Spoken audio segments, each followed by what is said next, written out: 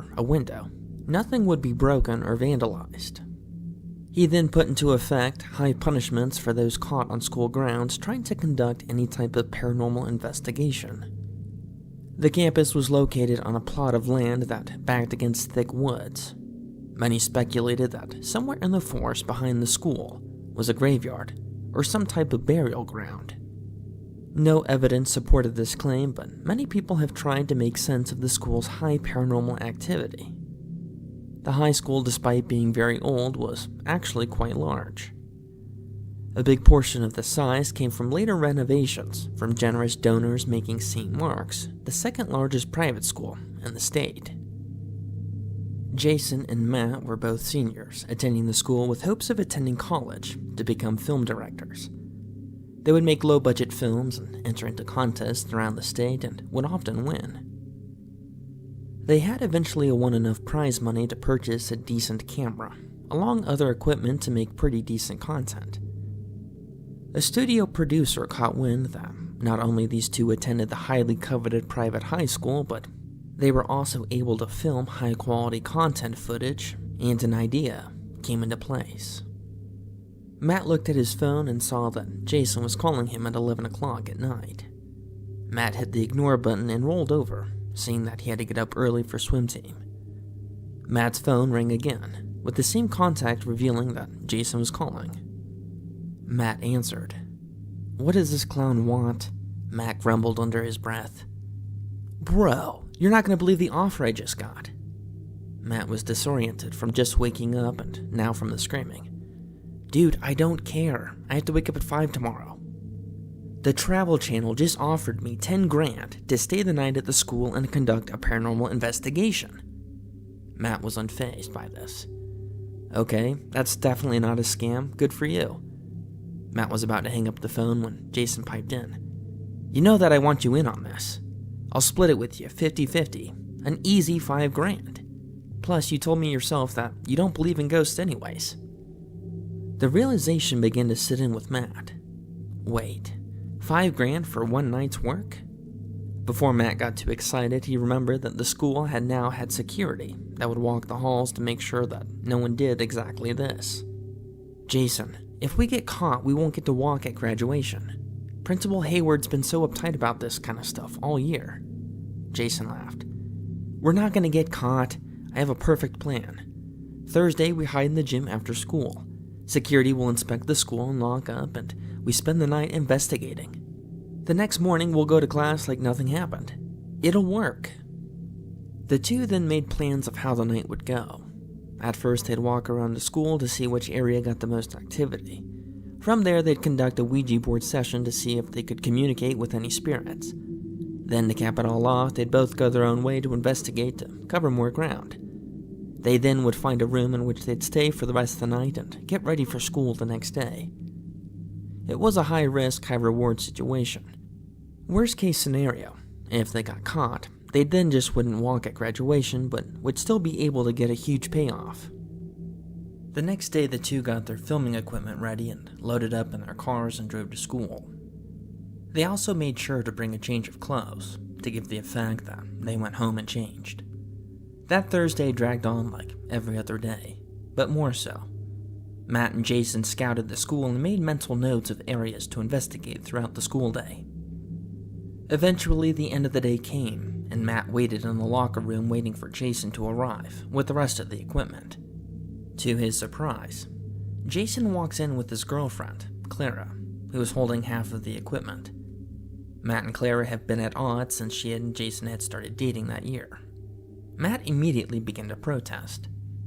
"Whoa, dude, you didn't say anything about bringing your girlfriend. She's gonna get us caught."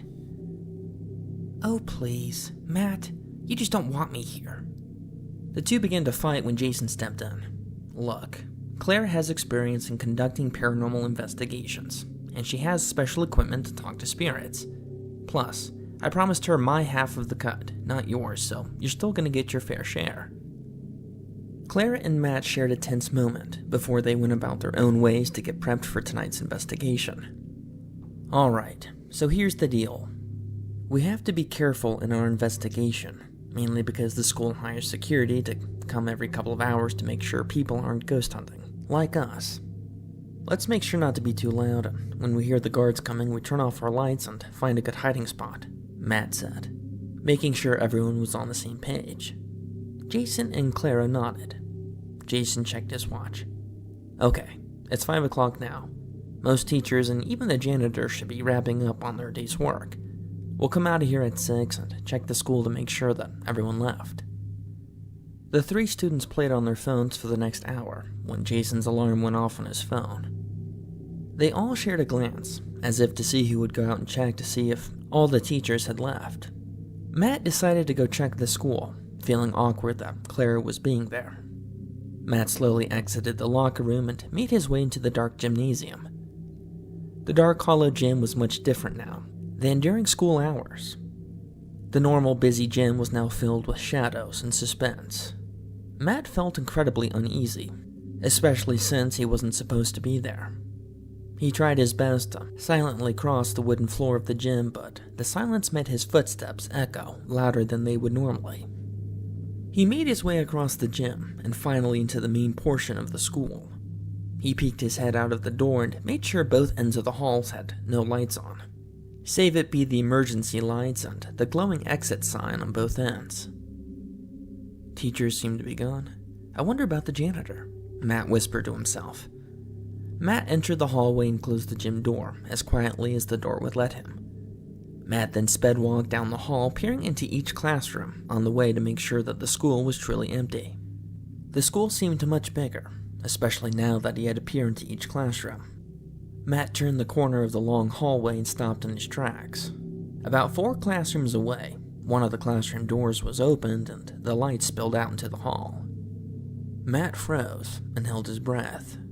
Before Matt could turn around and walk back, the light to the room turned off. Matt expected a teacher or a janitor to exit the room, but no one did. Seconds turned into minutes when Matt realized no one was going to exit the room. Did Matt already see paranormal activity? Matt inched closer to the room, half expecting an exhausted teacher to come out, but they never did. Matt finally reached the doorway and peered inside.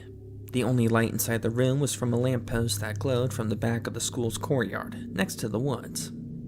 The room was empty, but something caught his eye outside. Outside under the lamppost, standing in the school's courtyard, was a man. His features were obscured by the distance and the harsh angle of the light, making Matt feel uneasy. Before Matt could process what this meant, the figure walked into the dark woods behind him. "What was that?" Matt whispered. Matt pressed on, making sure that the facility was empty, before he started his investigation. The thought of the strange man outside seemed weird. Why was he there?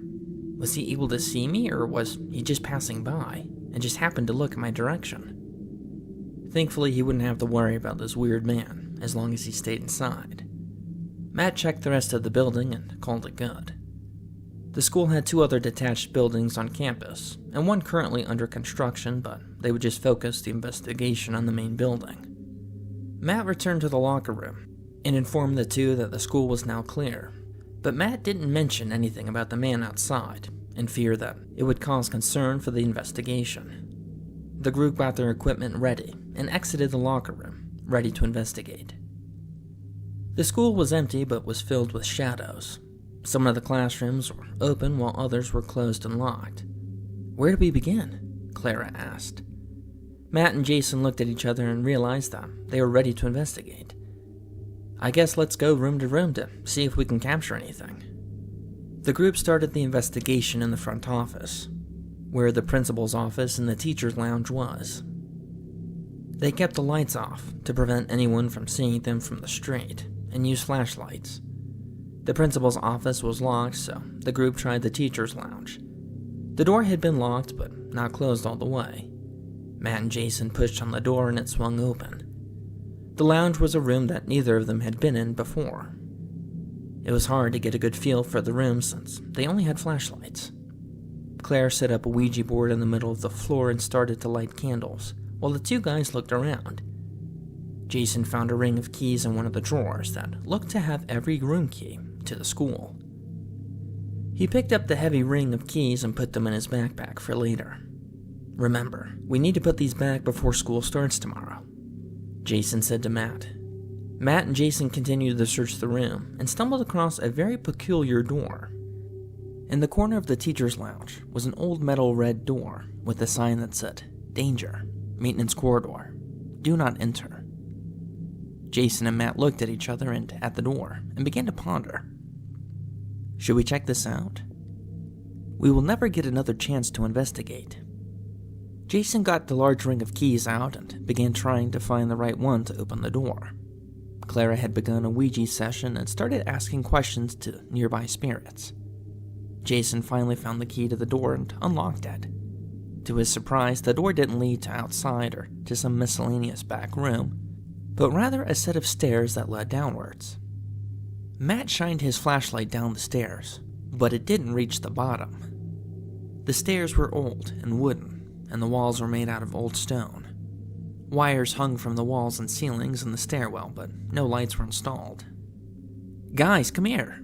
We have to check this out," Jason said with extreme excitement. The group walked over and looked into the stairwell with mixed reactions. Matt smiled and nodded, but Clara felt something way off about this place. "Oh, there's got to be some ghosts down there for sure," Matt said while grabbing Jason on the shoulder. Matt stepped on the old wooden stairs and the wooden frame began to creak. "One at a time on the stairs," Matt said while descending into the darkness below. Clara grabbed Jason and whispered, "Jason, I'm getting weird vibes about this. I've never felt this type of evil before." Jason was preoccupied with getting his camera ready. "That's good, right? Hopefully we can capture it on camera." Jason followed down the stairs once he couldn't see Matt. Clara waited at the top of the stairs, debating on whether to follow Matt and her boyfriend. She waited as Jason disappeared below into the darkness until she couldn't see his flashlight anymore. Meanwhile, in the teacher's lounge, Clara waited for either Matt or Jason to reappear, but they never did. A couple of minutes passed and she began to feel paranoid in the dark teacher's lounge, all by herself. "Jason? Matt?" She called down into the dark stairwell, but no answer. She planned on waiting at the top of the stairs for either the boys to reappear, but that plan was thrown out the window when a light in the hallway turned on. Standing on the other side of the door was an outline of a figure. It was either a security guard coming to check the school or a shadow person. Either way, she wasn't going to wait around to find out. Clara quickly gathered her things and pushed them under the couch in the lounge and went down the stairs while closing the door behind her. She could hear the teacher's lounge door open on the other side. Light from under the door shined briefly and went away as the sounds of footsteps left the lounge. Clara held her breath to make sure whoever or whatever it was that had entered the lounge didn't know of her presence. She waited for a few minutes in the dark for good measure before trying the door again. To her shock, the door was locked. She tried frantically to push on the door, but the door latch must have locked her in by mistake. Panic began to set in when she realized that Jason had all the keys. Surely he'd be able to get them out of there. Clara turned on her flashlight and turned around to see the numerous stairs leading into the darkness. Nothing worth value could possibly be down below, except for her boyfriend and the prospect of escape. She began to descend the stairs with the same creaking and groans she heard before. The temperature began to drastically change the further down she went. The stairs seemed to go on way past her expectations that any basement to any building she'd ever been in. She finally reached the bottom, and to her dismay, she did not find Matt or Jason. What she did find was what seemed to be an intersection of multiple tunnels. That's not what made her so fearful. Either by design or by some nefarious neglect, one of the flashlights was on the ground and leading into one of the tunnels. Clara left the light on the ground and made her way into the tunnel in hopes to either finding Jason or Matt. "Jason! Matt!" she cried as she walked into the tunnels, in hope of finding anyone to get her out of here. The tunnel was dark but echoed every sound Clara made, causing her to be more frightened, than she already was. Shuffling could be heard in the distance, which caused her to speed up in hopes of finding one of the boys. "Jason! Matt!" she screamed, the sound echoing down the long tunnel in hopes of one of them hearing it, causing them to turn around. The shuffling up ahead had stopped. Someone had hurt her. She continued, but now something was off. To her surprise, no one responded, but rather it was as if whoever was making the noise stopped in order to conceal themselves rather than to make their presence known. The thought finally dawned on her. What if Jason and Matt weren't the only ones down here? Clara stopped in her tracks and turned off her flashlight. She waited in the darkness, trying her best to muffle her heavy breathing that was now on the verge of crying. Her eyes strained in the darkness, trying her best to adjust to her surroundings without giving away her position. Up ahead, she could barely make out a glow of a light that moved against the wall of the tunnel. She moved forward, but something in her survival instincts told her to remain as silent as possible. She shuffled forward to the end of the tunnel and eventually saw that the tunnel turned a corner and opened into a larger atrium.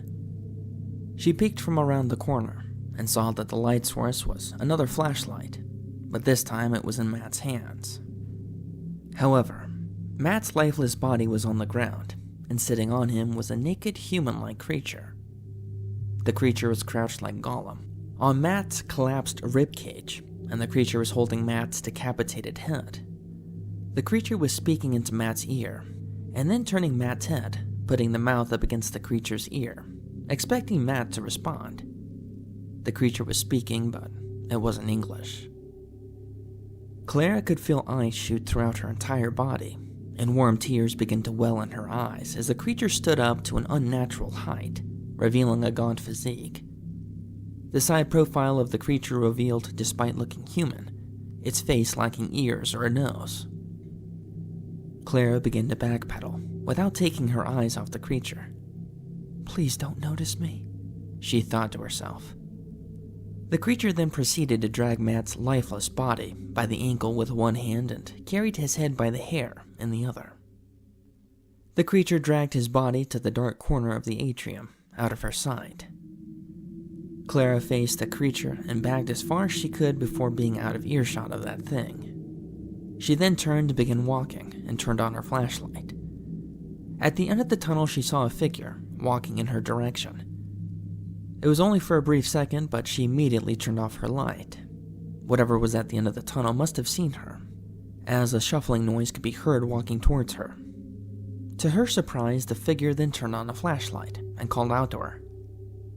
"Clara, is that you?" Jason said down the tunnel. Clara felt a wave of relief as she turned on her flashlight and sprinted to Jason. "Jason, we have to leave," Clara said while trying not to cry. "There's something down here with us. It killed Matt," she said, letting her emotions get the better of her. Jason stood puzzled and confused. "Matt's dead? I just saw him a couple of minutes ago. There's no way." "You need to trust me. We need to leave now." Jason looked concerned and unsure of what to do. "Do you still have the keys to the maintenance door? We need to get them and get out of here." Jason put down his backpack and fished around for the keys, pulling out the key ring, and handed it to Clara. Before the two began their way back to the entrance of the tunnel, they heard a voice coming from the atrium. "Jason, Clara," something said. Jason and Clara shared a confused look, and Jason began to laugh. "That was messed up. You really had me going." Clara had a look of terror as she began to plead with Jason to leave with her. Jason began walking towards the direction of the voice, but Clara tried to stop him. "Jason, that isn't Matt. I saw Matt without his head. Something killed him." Matt slowly began to enter the field of vision of James' flashlight. The figure very much looked like Matt, but he sounded much different than what he normally did. His voice was raspy and diluted, as if something was wrong with his lungs. Clara's fight or flight kicked in and left Jason in the tunnel. The creature knew immediately that it had been discovered and rushed Jason while screeching. The screams of Jason filled the tunnel as he began to be attacked by that thing that killed Matt. But that wasn't all. More screeches could be heard in other tunnels, indicating that there were more of these things down here. Clara grabbed on tightly to the keyring as she finally made it out of the tunnel and back to the set of old wooden stairs. She sprinted up the stairs 2 at a time as the screams got closer. She ascended the stairs and finally reached the top and tried finding the key which opened the door. She tried her best to fish around the dozen of keys that were on the ring, but none seemed to work. She could hear more of those things coming closer in the tunnel. With only luck to guide her, she placed one of the keys into the door and twisted it. The door lock opened and she pushed open the door. Waiting for her on the other side was a security guard and the principal. The guard was holding a gun and the principal shined a flashlight in her face. "Well, well, well, Miss Clara. Looks like curiosity got the better of you," Principal Hayward said with a slight hint of disappointment. Clara tried to push past them to get to safety, but the guard took her keys and pushed her back into the stairwell. "Oh, no, sweetie. You and your friends wanted to investigate so badly, so now you have to deal with what you found." The security guard then shot her in the stomach, causing her to fall down a few of the stairs. The creatures then swarmed her as the guard closed the door and locked it.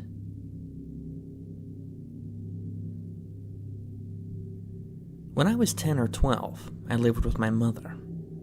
We were below poverty level poor. We lived up in the mountains around Santa Cruz, California. My mother had a friend that owned a large bit of property up there, and he'd let us stay up in a trailer. Our trailer was very small and was right beside a garden. A chain link fence ran around the garden to keep the dog the owner had out, along with other animals. Deer and other things were very common in the area. Also inside the fence area was a single room. It was built like a tiny house, but it was only a single room on the inside. The room had electricity, and since our actual trailer didn't, I spent a lot of my time out there. I was super into video games. There was one thing you should know right now. This small fenced-in area was the only part of the property, but most of it was heavily forested. Also, I refused to leave the fenced area, because the owner's dog had been mistreated by children in the past, and was very sketchy towards me at all times. If I was ever alone, it would bite at me, even through the fence. The fence was tall, at least 7 feet high, and wasn't movable though. So as long as the gate was closed, I was safe. That said, tiny bit of the property. There was no one else around for miles and miles. Now I tell you all this because I think it's important you understand what kind of scene this was before I really get into the story. We have a fenced-in location that seems fairly safe. It contains a trailer and a single room with power that is not connected to the trailer. Nothing else for miles. My mom's van is parked out front of the gate to the fenced-in area, and a single unpaved road runs from this garden for about a mile to the main house. Now then, I brought friends up there to sleep over here and there. We all thought it was pretty cool, you know? Like camping out, sort of. Besides, we would get our own room to stay in, to play video games all night. It was like a dream come true. The downside was simple. When it got dark out, it really got dark out. No city around, and the trailer would not be lit up at all. There was no bathroom to use in the room, and you'd have to walk through the dark garden in order to get to the trailer to use it. Odd things happened out here from time to time. It was always something that could be somewhat easily explained away though. Noises like people working at night sometimes. Or once, me and my friend were sitting out in the garden, and we saw a shadow, as big as a small bear, bound up a tree. But the tree didn't shake like there was weight on it. The dog also creeped me out, but, you know, angry dog. I was a kid. It happens. Now, I am a scaredy cat. I've always have been. I have trouble walking through a lit house if I'm alone at all. My friends, however, tend to be more outgoing. Just the kinds of people I get along with. This time I had a friend over. His name was Jacob. We were staying up all night and playing Sonic the Hedgehog 3 and Knuckles on my Sega Genesis on a ratty old television. We started playing as the sun went down, and by the time we were finishing up the game, it was about 2 a.m. That's when we heard it. We turned off the game getting ready to find something else to play. there was a rumbling in the woods behind the room we were in, like somebody was rolling something heavy around. We hadn't heard it before, because the noise we were playing from was loud. Immediately, I got goosebumps. Jacob was not really worried about it, but it's not like there was someone else's house or yard over there. It was a forest for miles, and it sounded like someone was constructing something, dragging or rolling something really big. Eventually, Jacob convinced me to play some more games. I agreed on the condition that we turn the volume down so we could hear everything, if something happened. We started playing and I didn't even notice the noise stop because I was getting engrossed. A couple of hours later, Jacob said he had used the bathroom. I was feeling fine by then, so I was fine he left the trailer to go to the bathroom. He was taking a while, so I eventually decided that I'd go check up on him. Besides, I could use the bathroom and grab a snack anyways. I opened the door to leave, and he was just standing there, at the doorway, right outside the door, facing it. It scared the crap out of me. I asked him what he was doing just standing there, blocking the exit. I realized he must have sneaked up to the door because I could hear him walk away from the room, but I hadn't heard him walk back to it. It was super quiet out there without the noises of the city. I should have been able to hear him. He refused to say anything or respond. He just stood there. I told him he was really creeping me out, but it was not unlike him to try to scare me like this. Finally, I decided just to go to the trailer and use the bathroom myself, partially because I knew my mother was asleep in there. I told him what I was doing, then moved past him. When I pushed him out of my way a little, his skin felt freezing to the touch. I jumped a little. But it was a cold night, and he had been standing out there for like 30 minutes, so I figured that was to be expected. I walked as quickly as I could over to the trailer. He followed me, like right on my tail. It was unnerving. I joked a little, saying that he'd already surprised me by scaring me at the door. The joke is already over. Finally, I got to the trailer and walked in. He didn't follow, just stayed at the doorway. I checked on my mom, who was fast asleep, then turned to go to the bathroom. Now, it being a porta potty, we kept the bathroom door shut because it smelled bad. When I reached for the door and tried to open it, it was locked. A nervous voice came from behind the door. I'm in here." I quickly turned to look at Jacob, but the door was still open, and there was nothing there but the pitch black night. I freeze in terror. I would have heard the bathroom door open if he came in behind me and gone that way. There is no way to do it quietly. It creaks. I yelped so loud that it woke up my mother. I stared at the doorway, unable to bring myself to move a muscle. She got up, walked over there, and looked out. Not seeing anything, she closed the door and asked me what was wrong. By now, Jacob was coming out of the bathroom and acting perfectly normal, but a bit confused. I explained what had happened. Jacob said he was just taking a long time in the bathroom, basically. Neither of them believing me at all, no matter how much I insisted. My mom is sure that I just got sleepy and imagined it. Jacob thought I was trying to prank him. So my mom gets out this big flashlight and walks us back to the room. She tells us to go to sleep, then leaves and goes back to bed herself. Now, this room doesn't have any windows or anything, so after a while I calm back down a little. I'm telling myself that my mom was right. I must have had like a waking dream or something. Jacob insists that he was in the bathroom the whole time, and I'm inclined to believe him, because there's just no way to really get around without being heard. So I settle down. I'm a little rattled, but I'm thinking I can just sleep it off through the night. Suddenly, the dog starts going nuts, right behind us.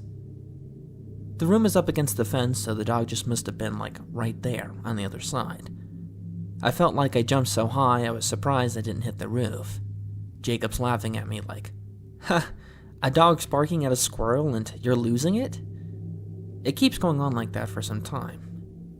Suddenly the barking stops and gets replaced by whimpering. We hear the dog run away. There's about 45 seconds of silence before we hear something new. A small scratching sound on the back wall of the room. We both try to be as silent as we can. Eventually, it stops. After 5 or so minutes of silence, Jacob decides to be brave.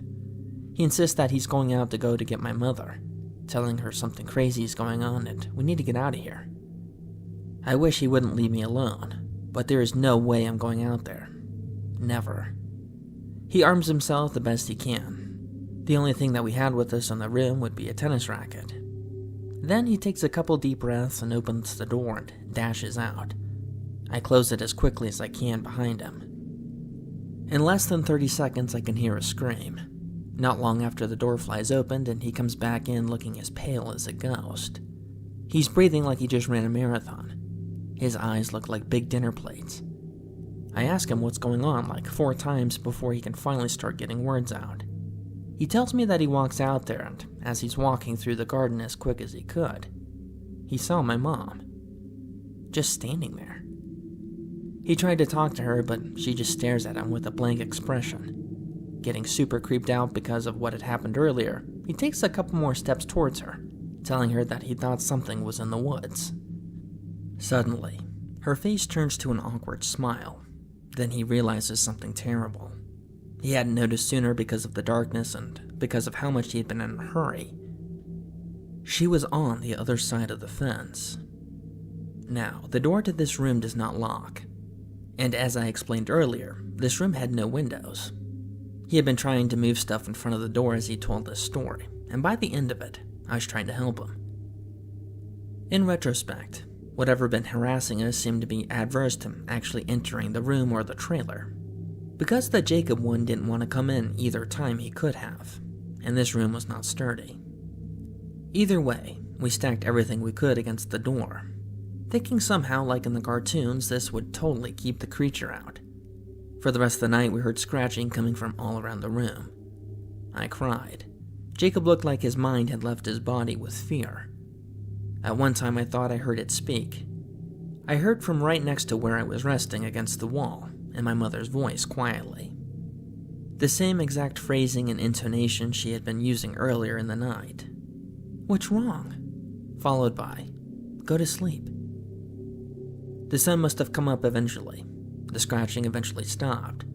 We heard my mom come to get us, and this time actually hearing footsteps.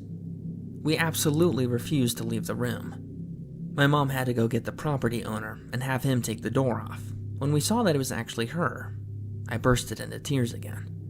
We never had any experiences like this again, and eventually moved away. But that night still haunts me. I still refuse to go out unless I'm with a bunch of people. And I will never, ever live in the woods again.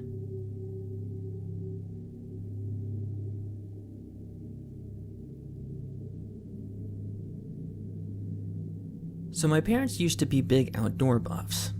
My father's an ex-champion hobby boat racer, and my mom was an Alabama-raised country girl. So they always wanted to camp and go sailing and fishing and stuff when I was little. They went on a trip with some friends when I was about 10, and since then, they have refused to go camping anymore. My dad told me this story sometime after I turned 18. It still makes me wonder, considering the following.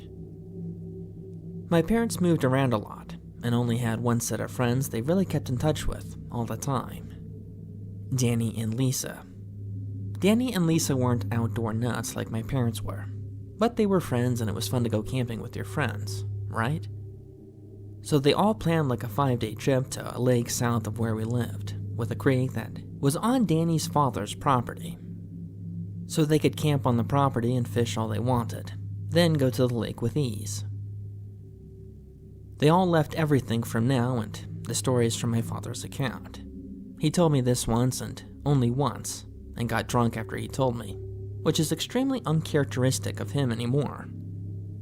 The first 2 days were normal, just camping, drinking, sharing stories while fishing and boating and water skiing heaven.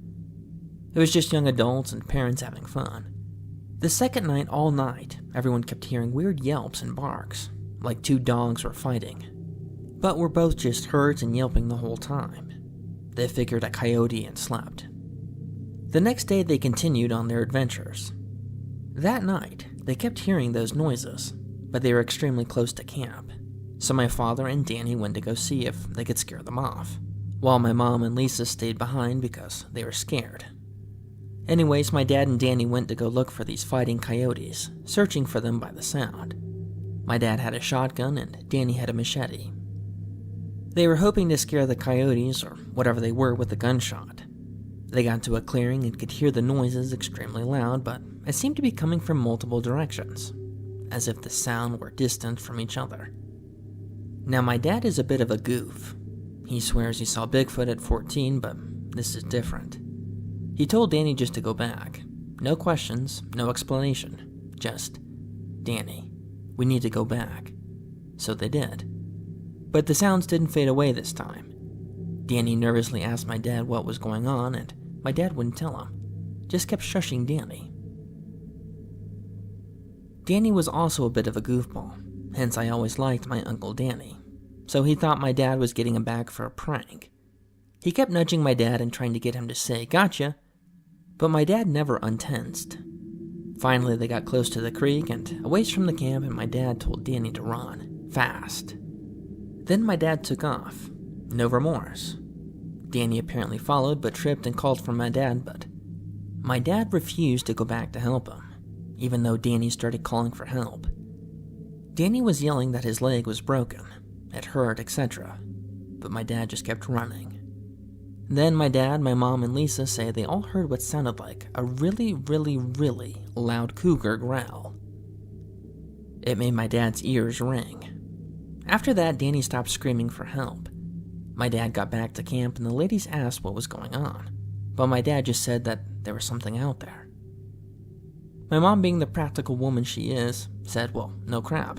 What was it?" My dad wouldn't answer. Lisa is freaking out and asking where Danny is, but my dad just keeps saying that he'll be here in a second.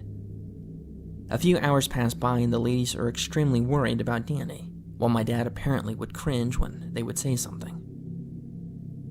Finally, from the opposite side from where my dad arrived, comes Danny, walking just fine up to the camp, wordlessly. My dad cocks his rifle, but waved it away as a survival readiness, something my mom says she'll never forget, because that's what tipped her off, that something was wrong with Danny.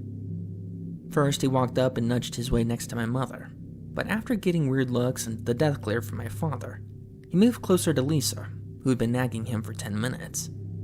But he would either grunt yes or no or would just stare into the fire. My dad finally asked Danny what had happened to his leg, and Danny looked all confused. My dad told him, "I thought you said your leg was broken." Danny looked at him and replied, "Broken." Then, as if on cue, he starts yelling, "Steve, oh, my leg, oh, I think it's broken." The ladies grabbed med kits and first aid and water and were rationalizing that it was him just going into shock. But upon him getting his pants off with much difficulty, he refused to get any help, and actually would make it harder for them to remove anything. There was obviously no break, no blood, just bruises all up and down his sides. Lisa just kept asking what had happened, but he would just grunt or wave her hands away from the bruises. My dad said, "He's fine, let's just sleep." My mom gave him the "Are you kidding me?" look, and he gave her the "Do it now." And so she complied and they went to their tent. They said they heard Lisa nagging and one side arguing with Danny because he would just never reply. And so finally she yelled that she was going to go pee. Danny asked if he could come with her since there were animals out there, and not so many words. She said okay and they left. My dad woke up about 10ish in the morning and started making breakfast. Danny and Lisa were gone. My mom asked him where they had been, but my dad wouldn't reply. After a little while, they both came back, rather unceremoniously and without word. They weren't holding hands or in each other's arms or anything. They were just being awkward. They refused food, and Danny would randomly yell out, "My leg!" and Lisa would keep complaining about feeling ill. My mom suggested that they go home or call off the trip on account of Danny's leg. The two nodded. My father just kind of watched. They all agreed, so Danny and Lisa got into my parents' car, not theirs, and just waited. Didn't pick up any of their tents or their food or coolers or anything. My mom came over and asked if they were going to grab any of their things, and they just shook their heads. My dad asked, "Why don't you take your car?" And they both just said, "Broken."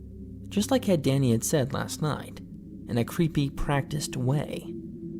My dad sighed and packed up the car and drove off. Danny and Lisa stayed quiet the entire way, except for their random mumblings to each other, completely indecipherable. My parents took them home and came and got me, and we could all tell that something was wrong, despite coming back days early. They said that Danny got hurt, so they had to come home. Now this part on is from me, after they all got home. I asked if we could go see them, but my dad replied no, a little too quickly, and I thought that he was mad at me, so I left to go play PlayStation. I remember because I missed them, and he was being so mean. So I snuck back upstairs and listened from the stairwell, and overheard my parents saying to my grandparents, talking about something that wasn't right. It was like those stories. Yada yada yada. I assumed that they were talking about some random person and got bored and went and played some more PlayStation. A few weeks later I asked about Uncle Danny, and my dad said that we're not going to see them anymore. I was mad, and so I demanded to know why. He told me something about his dad being sick, and so I was sad. Then I forgot about it, and life went on. Fast forward 5 years. I am at a supermarket where I used to live, where all this happened. It is also where Danny and Lisa lived, only that on the other side of the road. Being 10, I was never allowed to go over, but now that I can drive, I decide to go over to my old house, and even see Danny and Lisa. I am driving slowly and rather creepishly down my old street, when I spot Danny walking down the street. I'm excited and I flag him down. I pull over and get out to talk to him. He seems kind of stiff to me, kind of robotic, in a way. He felt like he was trying to smother me. I asked him how he'd been doing, and he said alright. I asked him where Lisa was, and he said at home. So I asked if I could see her, and he agreed. I walked with him and asked him about all kinds of things, people and all this stuff, trying to catch up, but he didn't remember, or didn't care about 90% of it, which seemed kind of odd. Danny was always awesome and involved. So I now decide to ask him a couple of obvious trick questions, which he failed miserably, and now I'm a bit nervous. We get to his door and opened it. The smell of a freaking meat locker pours out. It's completely horrid and incomparable smell that just assaults my nostrils. The place is a wreck. Crap is everywhere. Everything is coated in dust and crap, and just looks like nothing has ever been cleaned. Laundry is everywhere. No lights are really on. It's a mess. I'm more than a little freaked out, and I asked him what had happened here, and he grunts, a really weird, almost guttural grunt. So I ask about Lisa, and she yells from the kitchen, what was just behind a wall facing the room I was in. It wasn't a full wall, just the wall with the top missing, not touching the ceiling, so I could smell and hear something cooking. I walk into the kitchen expecting to see Lisa making some normal food and planning on asking Lisa why Danny was acting all weird, but what I saw was unforgettable. She was standing in the kitchen, naked, completely covered in blood, cooking some kind of mangled mess, surrounded by thousands of bones. I was just smart enough to notice a pile of freaking dog collars in the corner. I yelled and Danny lunged at me. I kinda sidestepped away from him clumsily and ran out the door. Danny gave chase and I got in my car and noped out of there as fast as I could go. I got home and called the police, gave them the address and went straight to my dad. He punched me in the face and told me he overheard the address. I tried to apologize and he yelled at me, so I yelled at him for lying to me. So he hit me again, then hugged me and said that he was sorry. I tried to ask him, but he rather strongly told me to shut up. The police came to my house and told me that they didn't find anyone living there. But the story did match up with what was going on. They told me that they suspected that the previous owners had left, and a mixture of wild animals and burglaring homeless people had been living there. My dad, being the freaking genius that he is, asked why the house hadn't been foreclosed or bill payments hadn't been an issue. The cops stammered and said that they'd look into it. Apparently Danny's father had still been paying for all of it. I still haven't seen them since, and my dad only once told me the story beforehand. My meeting with them was pure coincidence, and only made the story worse. A couple of years after all that had happened, my dad told me this story, got drunk, and in his drunken stupor that night, told me that he knew that what had happened to Danny. He knew what they were. Better him than my dad. We've never spoken about this particular event, not even amongst ourselves, or after it happened anyway. My friend Ben, Ryan, and myself, we were all going camping in the woods, just like we used to when we got a weekend off. Or at least used to, before this. In general, we try to go to new places. There was this one forest in particular, situated about 2 hours away from our city, that we'd been told about. We had been putting it off for a while because it was said to be dangerous and packed with wild animals that would attack campers often. Ben, in his usual parts of trying to be a badass, said he'd take his shotgun and that we'd be safe. Ryan was a bit of a wimp, but he agreed. So we drove there as soon as we had a free weekend. We got there by mid-afternoon. After we set up camp and the night was beginning to set in, we decided to go for a walk. We secured our stuff and Ben took his shotgun, in case any animals approached us, and we started following a small path and got deeper into the woods. Walks in the dark like these would always relax me, but this time I was starting to feel uneasy, like something was off, and after about a half an hour of walking, we started to hear noises getting closer to us. They sounded like footsteps of several big creatures closing in on us, but to this day I swear that I could also hear soft whispers beneath the noises. Feeling like a cornered animal, in total panic, we began running back towards the path that we had come from. During this, I somehow lost Ben and Ryan, and could not even see their flashlights in the distance. I kept running, scared shitless. At some point, I ran past an old house, which seemed to have been suffered by a fire. The windows were boarded up and the door seemed half open. Suddenly, I heard something coming from inside. Terrified at first, I froze, but then I realized it was actually Ryan, calling for me to come inside. I was doubtful at first for some reason, but as soon as I heard the animal sounds coming closer to me, I bolted into the house and closed the door. I lifted my flashlight to look around, but there was Ryan. I pointed the lights to his eyes, but he didn't seem to react much to it. In fact, he seemed really calm, which was odd for him. "Let's stay here for now," he said in a relaxed tone of voice. "Those things out there could be dangerous." Now, I was worried about Ben, but remembered that, worst case scenario, he did have his shotgun ready if anything attacked him. I took a deep breath and started looking around the room. The few chairs that were lying on the floor looked charred, and in one corner of the room, there was a pile of sticks with a bunch of stones scattered around them. All of a sudden, we heard Ben's gun go off twice. I stood there paralyzed. Every sound in the forest stopped. I glanced briefly at Ryan, and he was just looking at me, completely quiet. I was about to say something when suddenly someone started banging on the door. Ryan immediately grabbed my shoulder and said, "Don't open the door. It could be one of those things." I started walking towards the door, and he insisted, "Don't do it. They are going to kill us."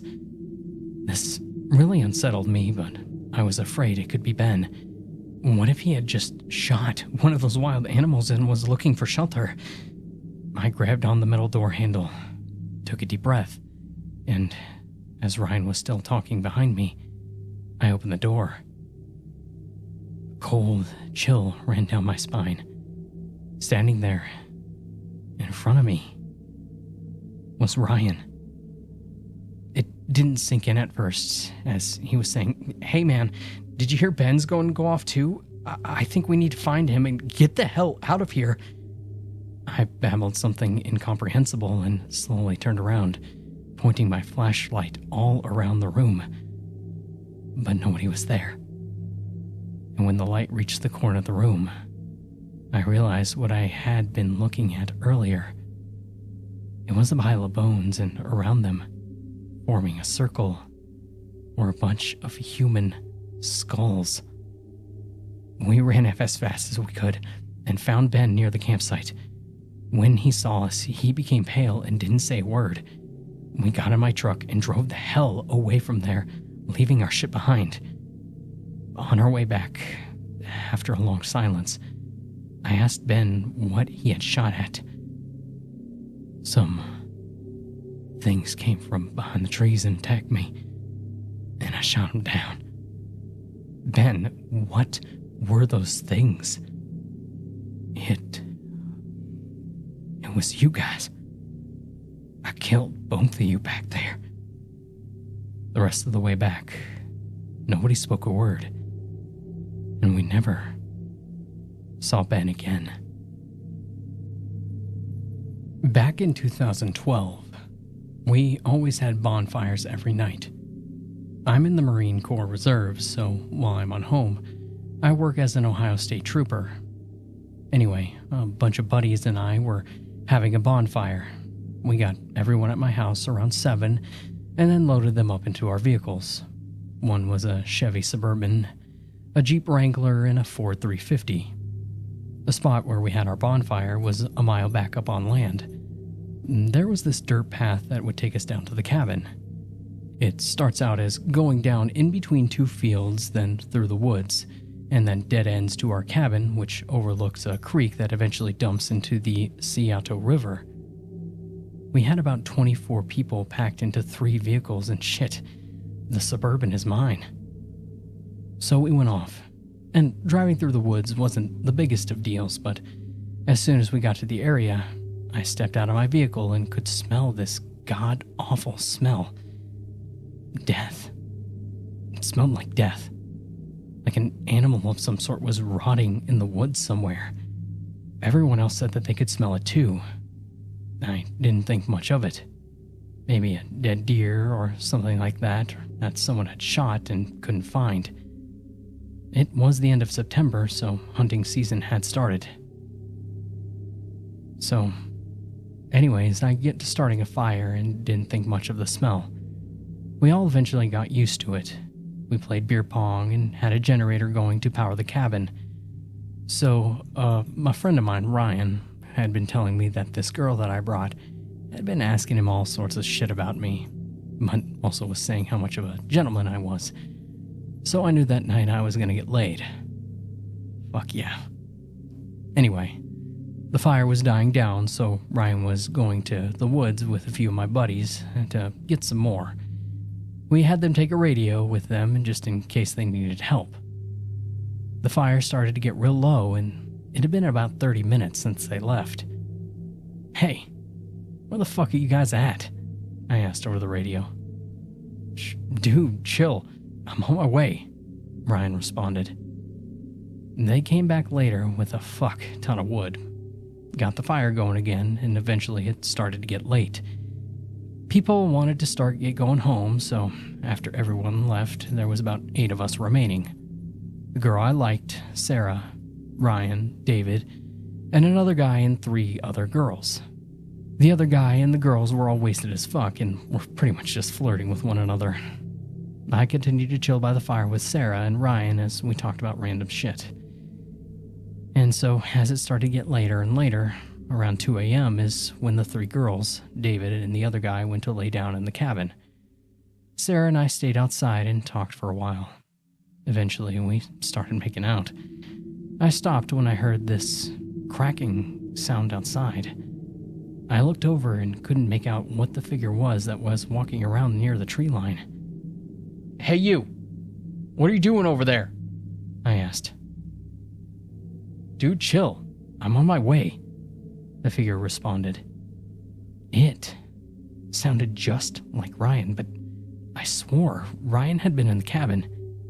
Maybe he had walked out when I was occupied, but it didn't make sense. What? I asked. Dude, chill. I'm on my way, it responded again. My hair started to raise on the back of my neck. The fuck? Sarah responded. Sarah, go inside and wake everyone up, I responded, and she didn't hesitate. I walked over to my SUV and popped the trunk and grabbed my AR-15. For some reason, I was shaking, and the death smell came back. What the hell? I whispered to myself as I shoved the mag into the rifle and sent it around into the chamber. I walked around the SUV to where I saw the figure in the woods and couldn't see it anymore. About this time, Ryan walked out of the cabin and looked at me like I was fucking stupid. Dude, why do you have a gun? He asked. We're out in the woods in the middle of nowhere, I told him. And then he told me that I should have just woken him up and that I had no idea what I was talking about. I told him to take everyone back to their cars and come back with a gun. He eventually did as I asked and got everyone into the SUV and they drove off. I sat there by the fire for a while, looking around me. I had a spotlight by my side and 1 million kilowatt power ones. I couldn't help but think if there was someone playing a trick on me, but living 8 miles away from a prison, you really can't be too sure. The death smell was starting to get almost repugnant. I felt like I was almost gagging, and I heard something walking off through the woods again. I grabbed the spotlight and stood up. I waited for a moment, and then I saw it again. The figure walking out of the woods and standing there looking at me. I flipped on the light. Hey, I got a fucking gun. You want to tell me who the fuck you are before I lay your ass out right now? Not a single word came out of the person's mouth. Motherfucker. I started to walk closer. Dude, why do you have a gun? The person asked. Because I stopped mid-sentence, and I started to think about what it said and what Ryan said. It was mimicking him. It repeated it again. This time, it sounded just like Ryan. I raised the rifle and had a spot on the guy. Ryan? I asked. Its neck shifted a bit, then twitching its whole body, it looked unnatural. I couldn't quite put my finger on it, but something about this man looked wrong. I heard music playing in the background, and I could see headlights coming in through the woods. Who are you?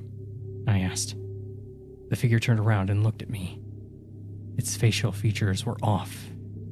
It looked like the other guy that was Ryan, but its voice sounded just like Ryan's, and it stared at me with its mouth gaped open. Who the fuck are you? I shouted, flipping my rifle off safe. Something in the fire snapped, and so I flipped around to see what the hell it was, and the person that was standing behind me, or whatever it was gone. Fuck, I shouted, looking around for him.